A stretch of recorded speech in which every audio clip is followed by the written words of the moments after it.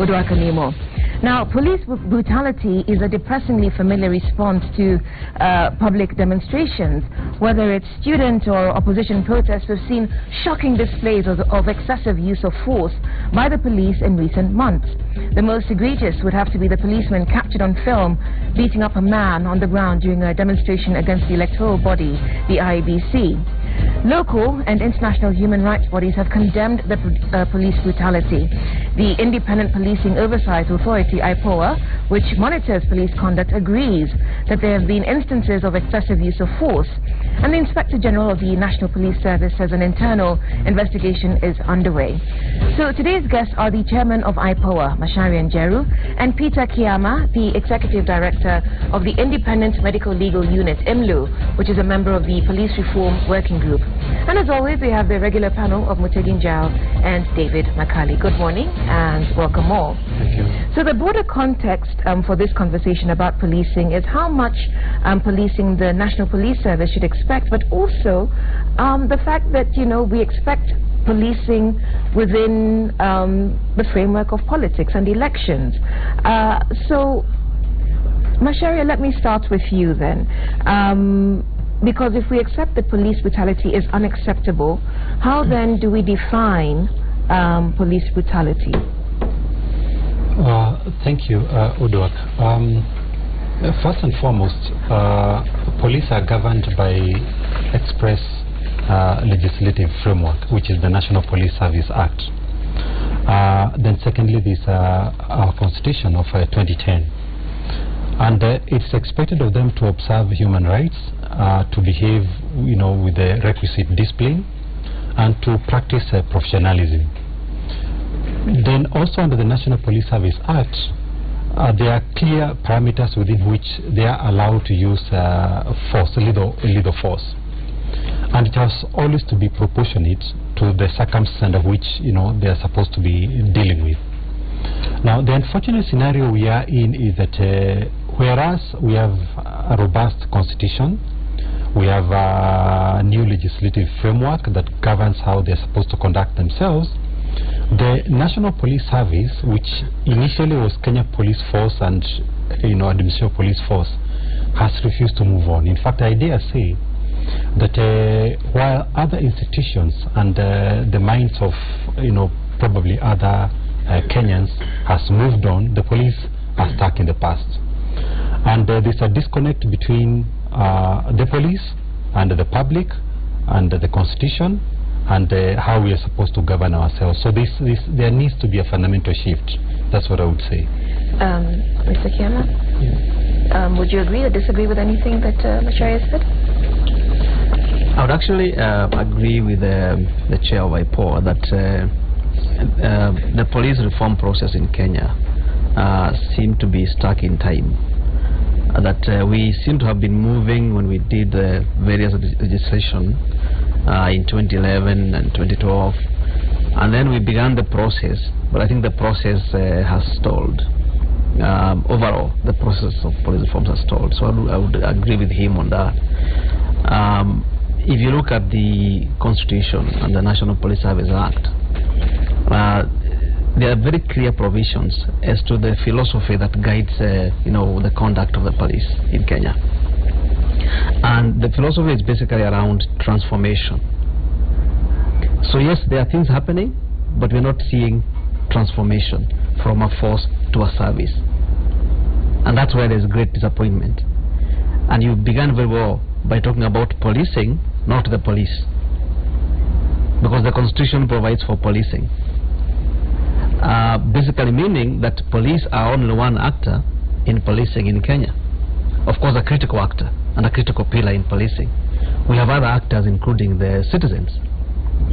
And the biggest, one of the biggest disappointments, especially with regard to what Macharia has mentioned, the use of force, is that we are seeing the police officers perpetrating undue force and violence against the people they're supposed to protect.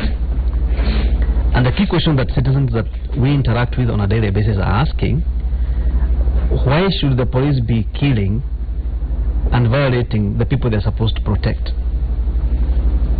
Tell us a bit more about your work and how it relates to policing. Our work is mainly around preventing and responding to torture and ill treatment, including, of course, the work done by the police. So we monitor police conduct. But we also support police reforms in terms of we train police officers. We have quiet conversations with them on how we can support them to reform. We also advocate for police welfare and capacity to do their work. We also, of course, monitor the quality of service they provide. Now, within that, we give support to victims of violations by the police and other agencies of government. Whether it is people who have died, within police operations, or injured, or death in custody, or unlawfully held in custody, we deal with all those matters.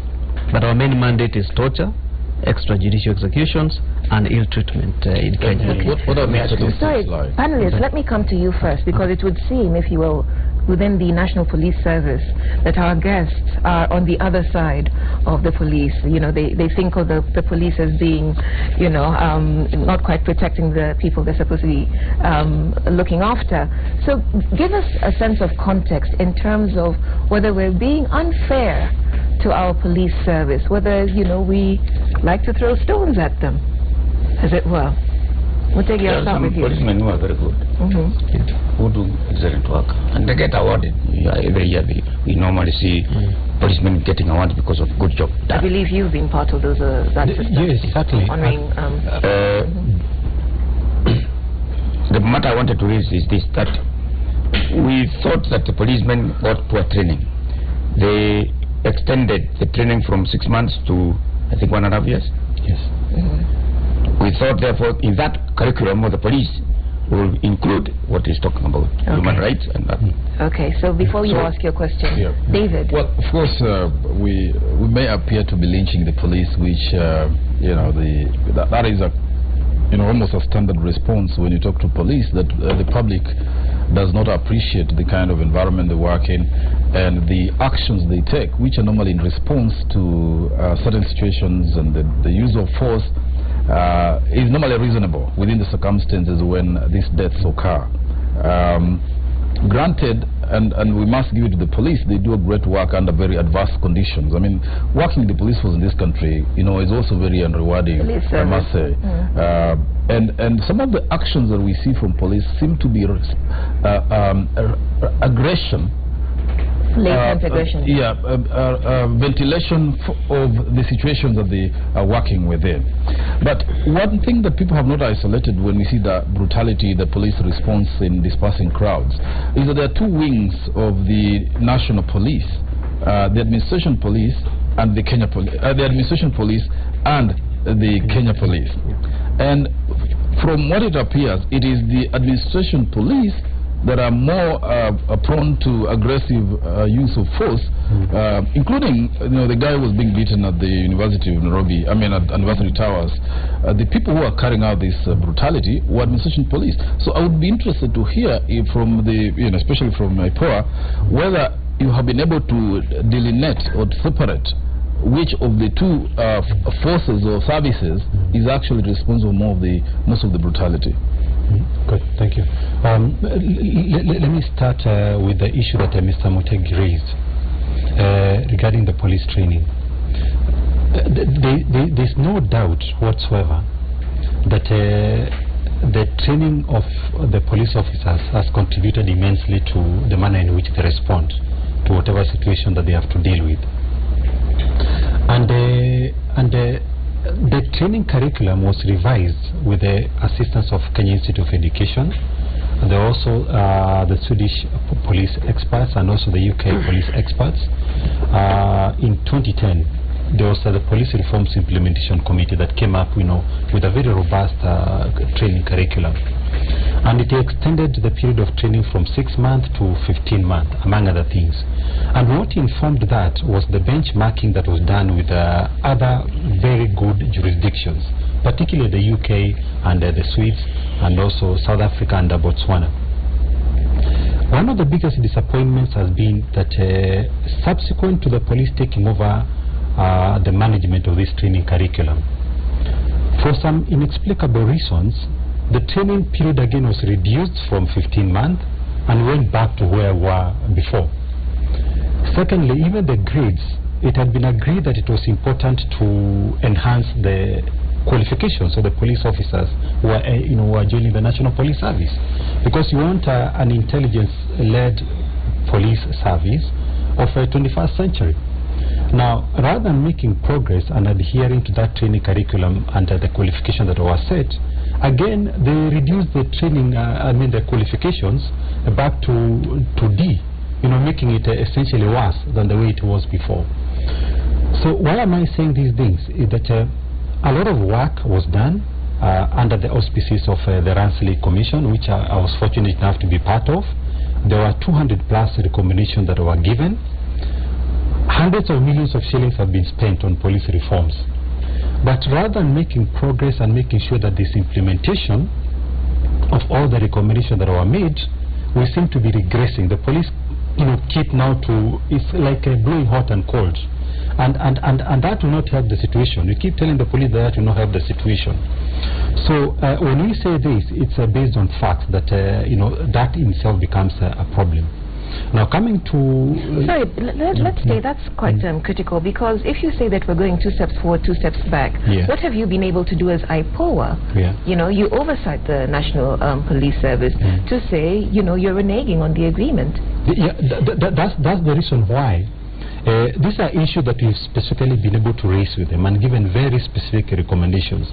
But it must also be known that we don't walk alone in this journey. There is the National Police Service Commission, which essentially is the employer of the members of the National Police Service.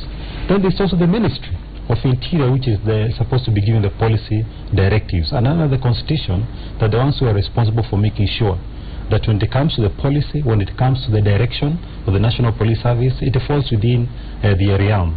So who's responsible, just a minute, so who's responsible for the regression? Well, I would say that generally, from where I sit, I can say with confidence that the critical players, that is the National Police Service itself, because they are the ones to ensure that they are responsible for training the Inspector General of Police. The leadership of the police, that is the Inspector General, the Deputy Inspector General, all of them are in it. The Ministry itself also, which is supposed to give the policy direction of the National Police Service, are also in it, and also the National Police Service Commission. Now, my question was about Parliament. Can't Parliament, there's a committee in Parliament involved with that, can't Parliament assert itself and make sure these things are done? To be fair to Parliament, and particularly the Committee of Administration and National Security, they have been at the forefront. Actually, the same issue that we are raising, they also raise them. But you see, the thing is, these are not issues that should be forced on the National Police Service, because there are things that are just sensible, they are good for the country, it's common sense, so we shouldn't even be arguing about them. And sometimes it's disappointing when we have to argue about things that should be fair and obvious. But while we are raising them, it's not that we've not raised them as Independent Policing Oversight Authority. But at the end of the day, since we are not the implementers, we can keep raising these issues. Remember, at the end of the day, our role is bigger than raising those recommendations. We also have investigations to do, to have them taken to court. We will do our part regarding that. But when it comes to matters of training, it doesn't fall within our mandate. It falls, the mandate of somebody else. And then we come to your question, David, about whether you've isolated, the brutality. Now, coming to that issue, it was expected under the Constitution that there would be one National Police Service. This was primarily to bring down the issue of friction between the administration of police and the Kenya Police Service. And granted, there has been a reduction of that. We can't say that we are where we were before. But I think it's also important that we start having this debate regarding whether we need to have APs and the KPs, whether we should actually merge them together. Because when I look at the matters of efficiency, and when I say I mean on behalf of the Independent Policing Oversight Authority, there are still issues. Because sometimes you get the impression that the two services, and I'll now call them force because they've been behaving more of a police force than a service, they don't seem to be reading a lot of times from the same script. Now, if you look at the reports that we've been able to give before regarding some of the issues that led now to the terrible terrorism acts that happened, and where the responsiveness of the police service was very poor. You noted that one of the primary reasons was because the various forces or services within the National Police Service were not acting in unison. They were all reading from a different scripts, and that did not help. When it came to the issue of command and control, you would find that different commanders of the different units, were not acting, with commonality of a purpose. Now, that led actually to one of the recommendations that we gave as Independent Policing Oversight Authority, which was that there should only be one commander at every given county. We discussed that with the Committee of Administration and National Security, and the law was changed, and it provided for that. And that is one of the primary reasons why you find that today in Kenya, the police have been able to deal with the terrorism much better than before. Unlike Westgate, unlike Garissa, where you found that all of them were moving from different purviews. So, and again, when it comes to that issue, why sometimes we get disappointed in the Independent Policing Oversight Authority? Prior to all these situations, we addressed it and said that as long as we continue having different units not acting with commonality of purpose or reading from the same script, we are bound to have problems. And the police kept saying that there was no issue. In fact, it took us as IPOA to raise the matter with the Committee of Administration and National Security, to have all these parties summoned together with ourselves. We raised it, and we had to push through the issue. Now, it took about 1.5 years, arguing about an issue that should have otherwise been straightforward, and it took, a lot of problems for us to be able to redress. So what I'm saying, in short, is not to blame, but we must remember that IPOA, is there on behalf of the public. So when we really do these things, we do it on behalf of the public, and we are under obligation to also raise them. So looking at about the command issues, obviously, I think there's a big issue there. For example, when there is a situation like the demonstrations, how is deployment done, from your knowledge? Because there are APs and the KPs. And as I've said, the ones who seem to be really aggressive are the APs. You even have more. And then how are they investigated again when those offences happen, as we are complaining about brutality? And you even have prison warders. And in that they deploy prison officers as well. How is this being done? I wouldn't say that this any evidence to show that one is behaving more aggressively than the other. Probably it's what you see in the media. And you see the other problem also is that sometimes they'll share some of the equipment that they have because of the shortage. So sometimes you may think it's an AP, when in actual fact it's somebody from another unit because of the uniform, those equipment that they use, the protective gear. So it's not necessarily that one is behaving rough than the other. But police are police at the end of the day. And that's what one officer. There's one officer who came here and told us the same, that as far as he's concerned, the problem is the AP, not the general police. Well, even if you look at the headquarters, there is a spokesman for the police, and there is a spokesman for the national AP, and then there's the there is a spokesman Kenoti. There is Kenoti, and there is Owino. Why? Yeah, that's true. I agree with you to the extent that we are saying that there should be one national police service, one spokesman. They should have one unit that is dealing with all matters of procurement, dealing with finance, dealing with legal issues. It should be one national police service. Ideally, that's the way it should. But you see, granted, which is also again common with in our country, you find that everybody wants to protect their turf.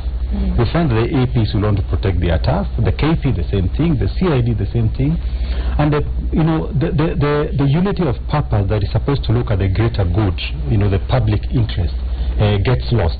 That is not unique within the National Police Service. You find it also in other institutions within the Republic. Again, I wouldn't say it's also unique in Kenya.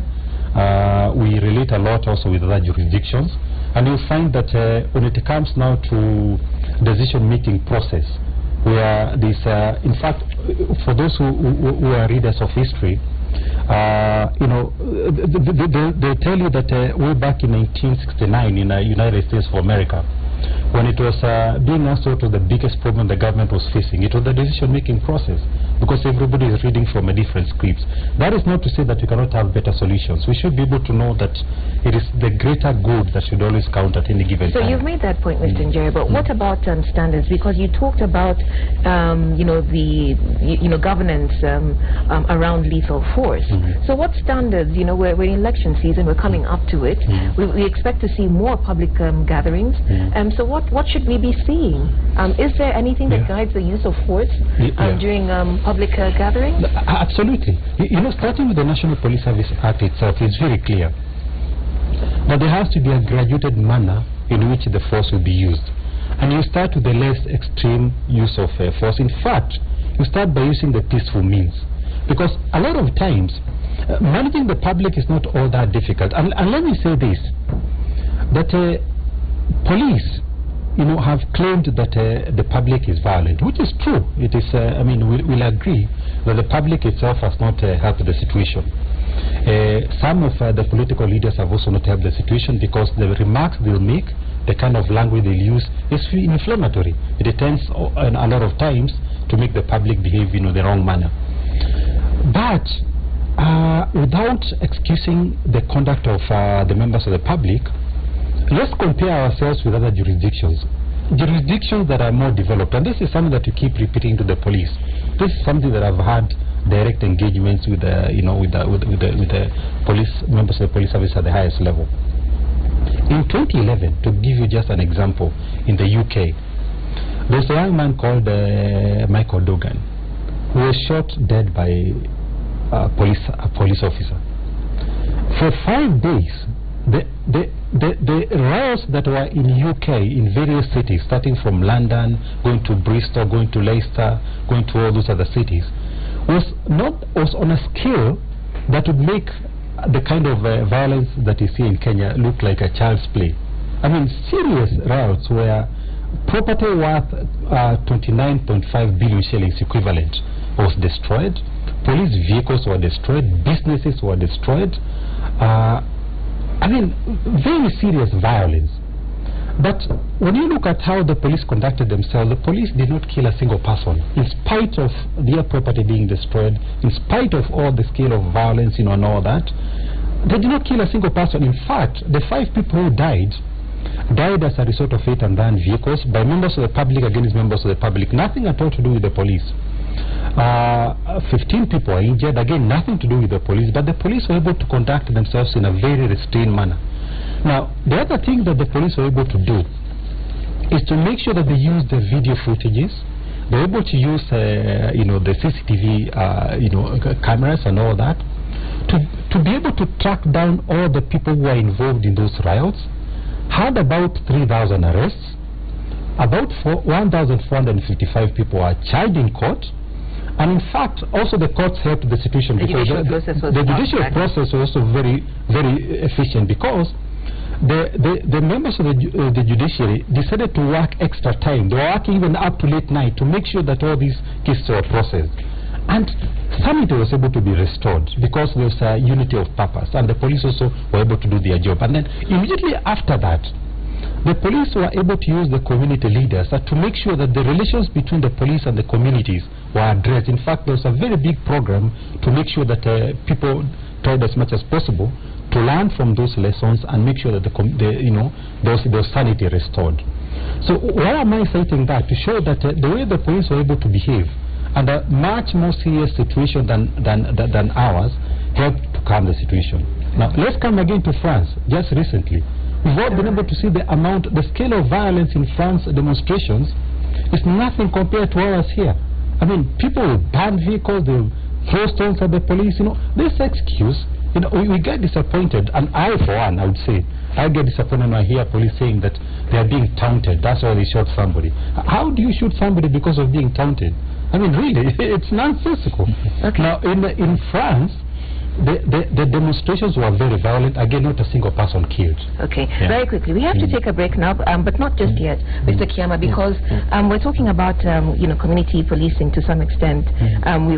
But you've been involved in some research which showed that in terms of community relations with the police, that public confidence is quite low. It's quite low, and mainly because there has been very minimal effort to begin rebuilding the trust between the public and the police officers, which was actually the essence of the police reforms, to build this partnership. And as long as there's no trust, then the police will continue to encounter frustrations, where they expect the public to provide information. The public will keep, will keep away. Now, we've done some surveys in Nyeri County, Isiolo, and Nakuru County, and the surveys are showing the same thing, that the trust, among the public with regard to the police is still very low. Trust is low, and the public does not trust the police to investigate itself. And they are giving reasons why. Like if you look at the number of cases that are reported, because we've been able to look at, house break-ins, robberies, vehicle carjackings, all that, and you see that in most of those cases, the people don't report. If they report, they're actually reporting to the chief or somebody else in the village, a village elder, the Nyumba Kumi committee, but not the police station. And you begin asking, and these are serious crimes that are not supposed to go through the traditional dispute resolution mechanisms. So that's still low. And one of the things they say is that the police are not making efforts to reach out to them. The police are not establishing a platform where citizens can come together and have a conversation, even at county level. The National Police Service Act provides for the setting up of the county policing authorities. Very minimal has been done with regard to that. Actually, there's no county that has a functioning county policing authority, which is the body under the law that is supposed to bring together all these actors to improve on policing.